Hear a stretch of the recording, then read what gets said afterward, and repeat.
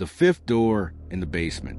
When the Munoz family moved into the old country house on the outskirts of town, they believed they had finally found a fresh start. Julian, the father, was convinced that the clean air, the silence, and the distance from the city would be good for his 8-year-old daughter, Clara, who had been plagued by nightmares since her mother's death. The house, though old, felt welcoming. Stone walls, creaky wood, trees surrounding the property like an embrace. But it also had a basement. The first time they went down, Julian found 4 doors aligned in a damp, dark corridor. 3 were locked with rusted padlocks, and one, the closest to the stairs, opened easily. It was just an empty pantry, smelling of mildew. He assumed the others were storage rooms and didn't give it much thought. Clara didn't like that place. She barely glanced down the stairs and clung to her father's arm. That night, Clara woke up crying. She said someone was knocking from underneath the house. Julian tried to soothe her with a foresight, telling her it was just the wood settling, that old houses always made noises. But the truth was, he had heard the knocking too. 3 sharp, spaced knocks, as if someone were rapping with their knuckles from the other side of the floor.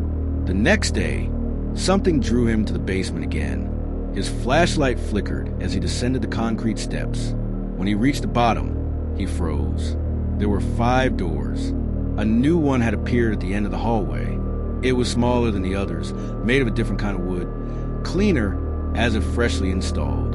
It had no knob, no lock, just a round hole in the center, like something was missing. Julian stared at it for a long time. He knew it hadn't been there the day before. Still, he tried to convince himself he had simply overlooked it. He mentioned it to Clara, but she only showed him a drawing of her dream from the previous night.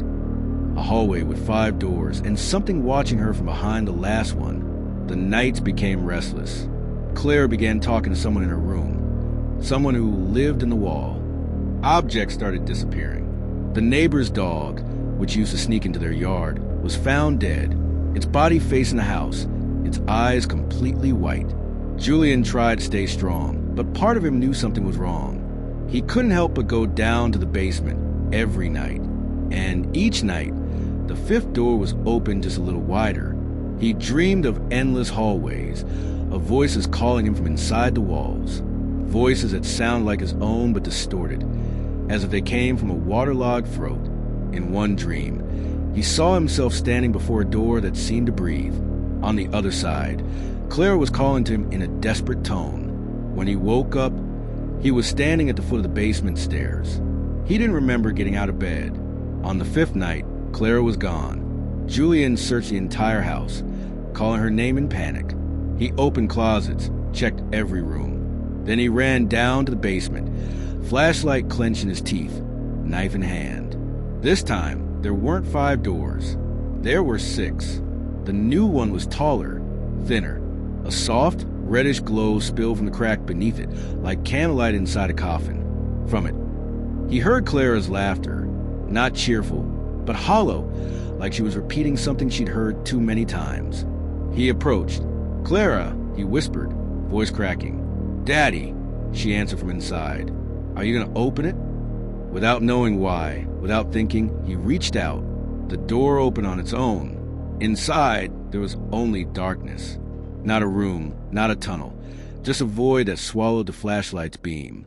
He stepped in, then another, and then the door slammed shut behind him with a dry, final thud. They were never seen again. The house was investigated days later. The neighbors said they hadn't seen any movement for a week. There were no signs of violence or robbery. Everything seemed untouched. But when the officers went down the basement, they found something baffling. There were no doors, not one, just a smooth, damp wall, no entries, no markings, as if the hallway had never existed. But one of the younger officers swore he heard something before leaving, a child's laughter, very soft, coming from within the wall. And just before turning off his flashlight, he claimed to have seen something etched for just a second into the concrete. Every door is also a mirror.